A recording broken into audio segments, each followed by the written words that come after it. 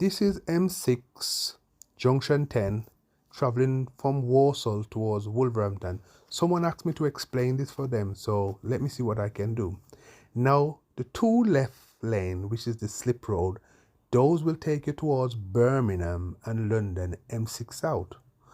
This lane that I am in, which is behind the DPD truck, will take you towards Wolverhampton.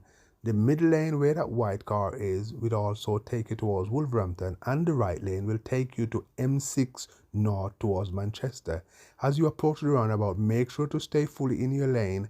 Have a quick glance of your left and right mirror to see who might be jumping lanes so you can save yourself.